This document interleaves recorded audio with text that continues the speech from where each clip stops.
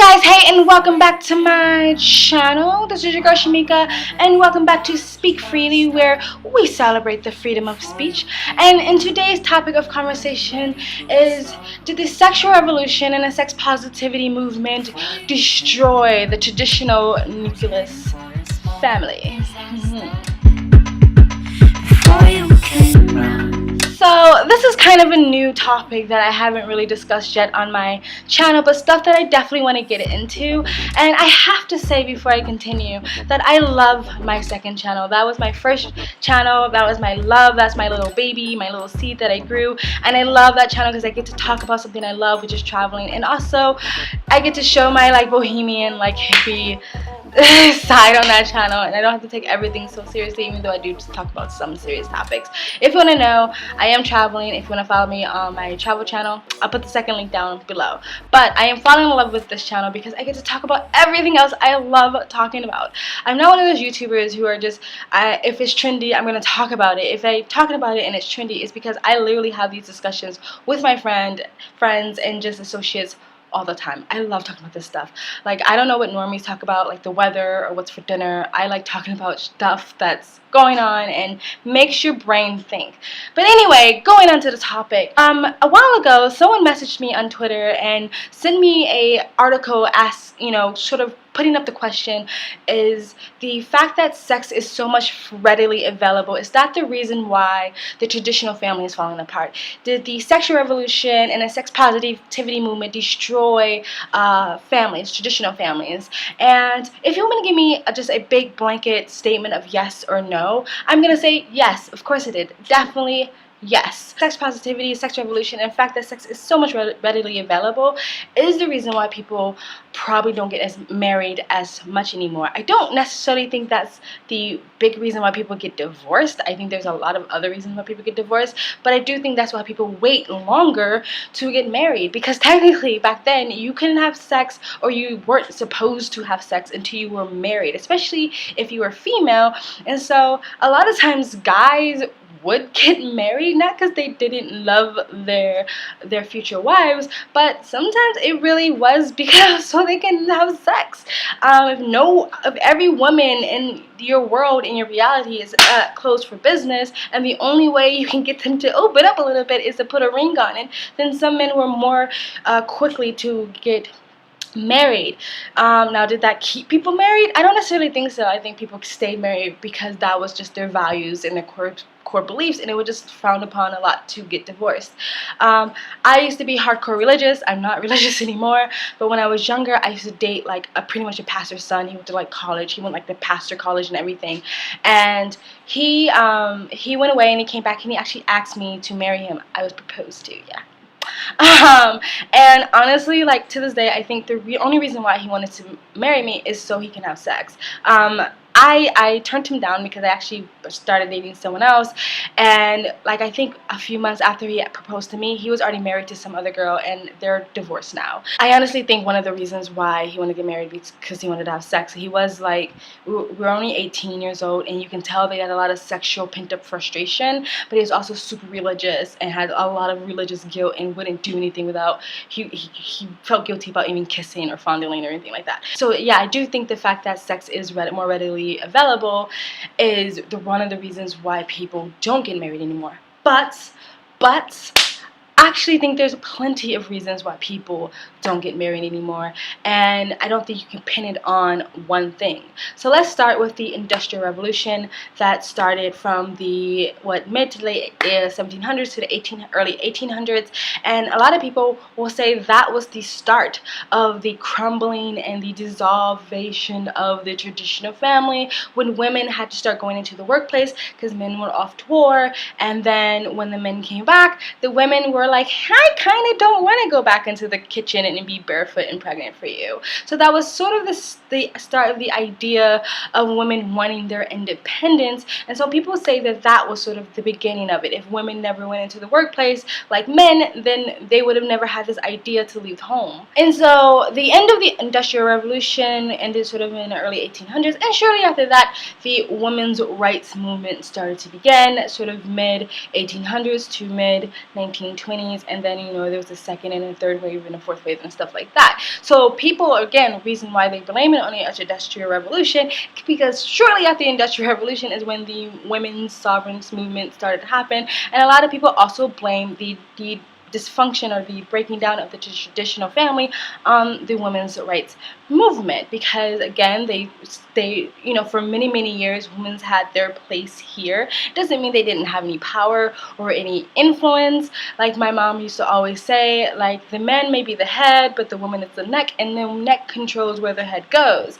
So this idea that women had absolutely no power and no influence, I don't think that's definitely all the way true. I think that's true for some women back then, but I don't think that's true for all women.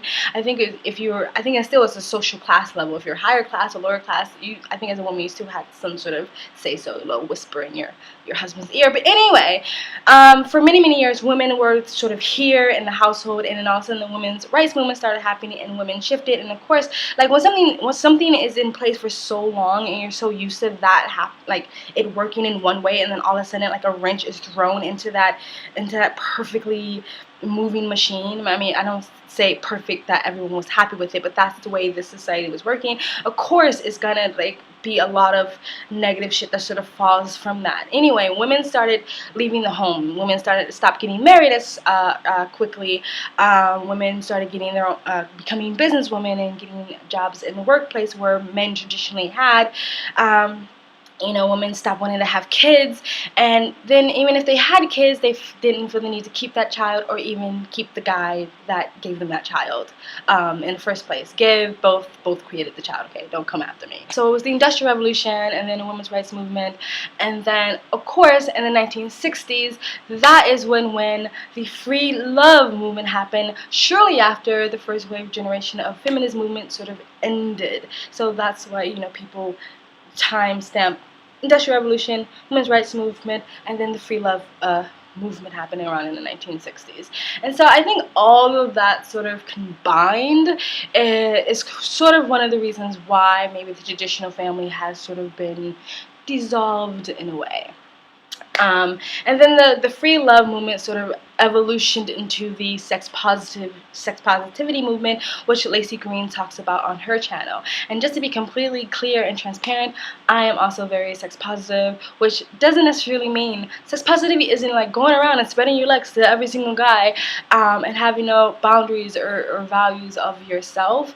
Even though sex positivity would say even if the girl wanted to spread her legs to every single guy and have no values or boundaries, then that is her prerogative.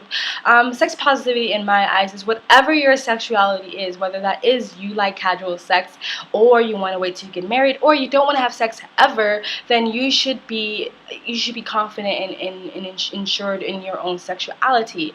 But let me make this really clear, because I think a lot of girls, especially younger girls, like they fall for this idea of free sex all the time, you know, casual sex is no big deal. But they do it because society, their friends, their peers is all saying to do this. So if you're going to involve yourself into that, I just want to like put like FYI, make sure that that is something that you want, because I've met girls who've gone into that and then after a while they start to feel kind of bad for themselves. So if casual sex is really what you want, then I say go for it. I don't think anybody should shame you, but I can't stop people from shaming you. You know, you have to realize the way you carry yourself is the way people are going to react to you. But anyway, I say for yourself, if that is what you want, then that is your business, that's your prerogative, and nobody else's. But just make sure that is what you want. At the same time, if you're someone who's conservative and want to wait till they're married and want to forgo casual sex, then you should also be very reassured and steadfast in your own sexuality and your own beliefs. To me, that is what sex positivity is. And so, going back to, is free sex, the willingness of people to have sex, the reason for people not wanting to get married? Yes, I do think that. But should we go back to the 1950s where women had to sort of sit around and wait for some men to come and deflower her?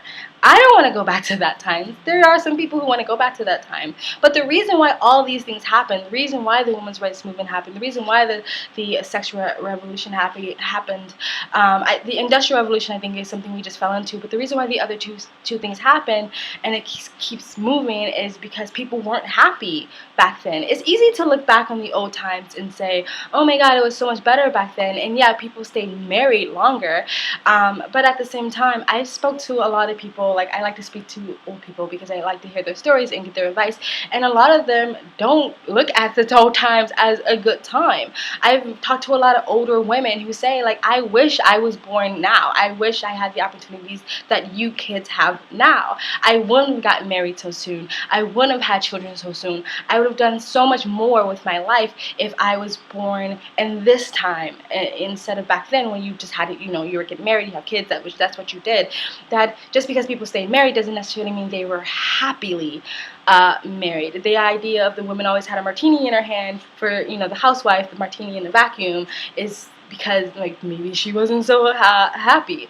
But I'm not saying that it was all bad. And I think what we have is a really big problem in the society, in the Western society, period.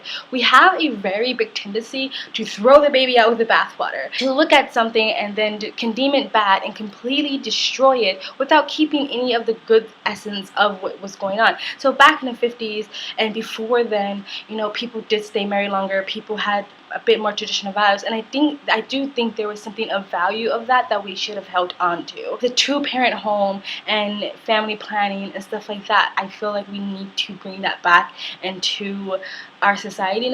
And I know, and it doesn't have to be a suburban cul-de-sac white picket fence sort of type of family, but a nucleus family and structure and a foundation is so important for children. And I think one of the reasons why traditional families and it's falling apart is because of the younger generation. I think it's getting worse and worse and worse. I think the younger generation are getting, sometimes I think they're getting smarter than before, because I see little kids do amazing things, but when it comes to sexuality, I think it's getting passed down and kids are getting exposed to it way too soon. And I think it's because a lot of more kids aren't growing up in a very structured home with a good foundation. And so I think that's something that the traditional family back in the 1950s had, and beyond, before 1950s had before, and we kind of just threw that all away. And we have a problem of doing that, throwing the baby out with the bathwater, instead of seeing something, going, okay, there's a problem here, let's take all the good from it, let's learn from that and keep that, but let's sort of evolve the stuff that we're not happy with. And I see a lot of, like, conservatives sort of, to combat the progressive left, is sort of trying to go back to the really conservative ways that it was back then before the sexual revolution ever happened. And I'm a little iffy on that, because again, as I've seen society do time and time again, is throw the baby out with the bathwater. There were some good things that came out of the feminist, and the sexual revolution. There were some good things that came out of that. I don't want to go back to the times where all of a sudden women only have this one lane that they have to follow, and men only have these one options in life, and that women feel like they can't be as sexual as men or sexually vocal as men. Again, you have to realize that the way you carry yourself is, you're going to get judged. So if you're a female and you're talking about sex all the time, then yeah. But anyway, like, I don't want to go back to that time where we feel like we have to be quiet. Like, I don't want to go back to that time. So the idea of the way we fix the society is to go back to the way it used to be, is really, to me, a bad way of thinking, because the reason why these things happen in the first place, because something wasn't going right back then. So we can't just go back to the way it was, throw everything else we learned out of the window, throw out the baby with the bathwater, and expect everything to be fine, because I don't think that's going to work. Everybody's not the same. Different things make people happy. So there are people who are definitely happy with, getting married young, having kids, staying married, traditional, very cul-de-sac sort of lifestyle. And there are people that just aren't happy with that. For myself, I'm traveling right now. That I'm living an alternative lifestyle right now. And if we go back to the way it was, that would be condemned. I would be seen as someone who's not doing the right thing. You're young, you should be getting married, you should have kids. I don't want that to go. I don't want our society to go back to telling women, this is how you gotta live your life, and go back to telling men, this is how you gotta live your life. The reason why I still somewhat like the liberal side is because they're more open and free thinkers and more open-minded and stuff like that, where conservatives just want to keep it the way it was.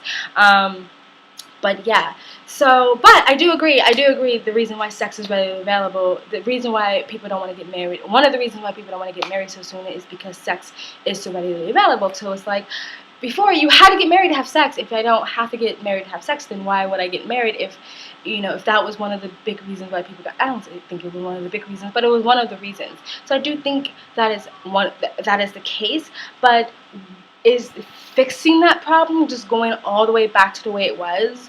No, I don't think that's going to fix the problem.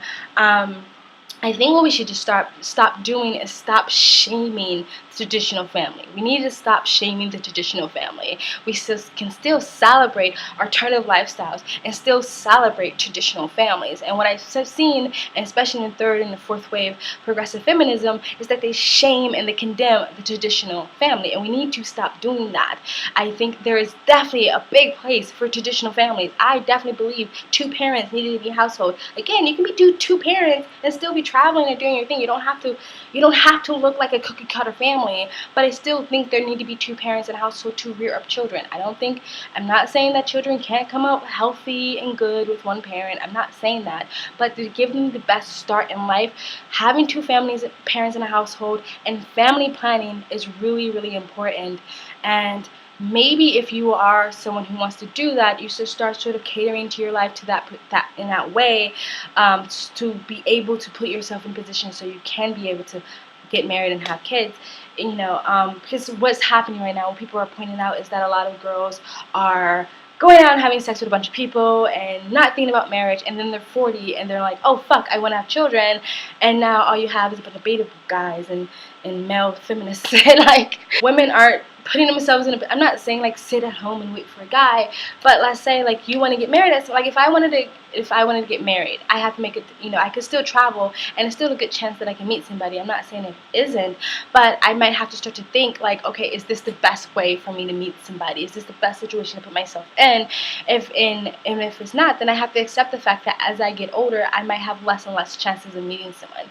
So yeah, anyway, I think that I'm going off in a big tangent, and I think this is a conversation that does evolve like multiple parts, and this video is getting so long. I'm sorry, but I am long-winded. It's a lot of reasons why people are getting married, and is the sex thing one of them?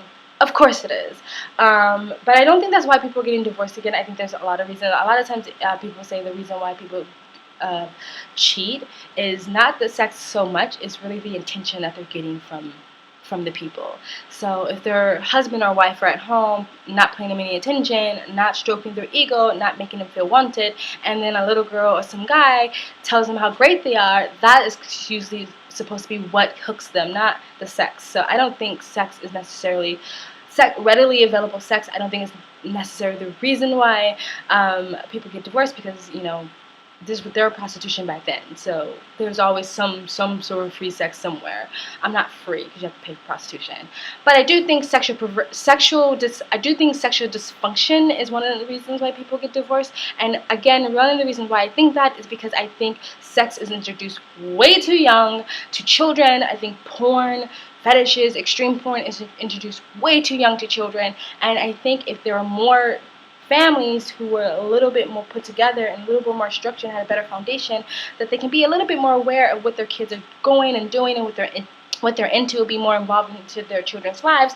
And that is something that we had back then when you had a more traditional family, where you sat down at dinner and you asked your kids what's going on, and you knew where your kids were at, and you had a curfew, you had to be home. Now it's kind of like kids are just out there doing whatever, and I think that's one of the reasons why I think we're having a little bit like a dysfunctional sexual thing going on with our society. For me as an adult, if you want to go on and have sex with Tom, Dick, and Harry in the football team, that is your choice. But for children, I feel like we are just like on YouTube, they had a freaking video of parents teaching their children how to masturbate with sex toys. I think there's a problem with that, and I do think that causes problems in marriages. We get so inundated and so flooded with sex, but we're not actually taught how to deal with it and how to talk about it and how to communicate it and what to actually expect from people and stuff like that. So I think that's a problem. I'm going to end this video because I feel like I'm going off in tangents and rants here, but again, yes, I think the sexual revolution, sex positivity movement, the sex being readily available is one of the reasons why people stop getting married. Do I think that's the only reason? No, I think, again, the I think the Industrial Revolution, the women's movement, and then the sexual revolution movement had also something to do with it. And then, of course, there's these little nuances in between. There's the, it spread out to all these other symptoms. So there's a lot of reasons why I think that people don't get married anymore and why people are getting divorced. But that means we have to go all the way back in history and go back to the way it was? Not necessarily, because we don't want to throw out the baby with the bathwater and throw out all the good stuff that we got from this and go back to the way it was, and when people weren't really totally happy back then either. Anyway, that's the end of my video. I hope you got something out of this. I hope that kind of made sense. If you have any comments about anything I said, please put it in a comment section below. If you like this video, please like it and share it. Share it on Twitter and Facebook and whatever social media that you have, so I can grow on this YouTube platform. And if you like these type of conversations, please subscribe. And if you subscribe, hit that bell to get the notifications when I do upload. And thank you. Before you came round, my heart would never be much faster. Before you came round, I was ready to slow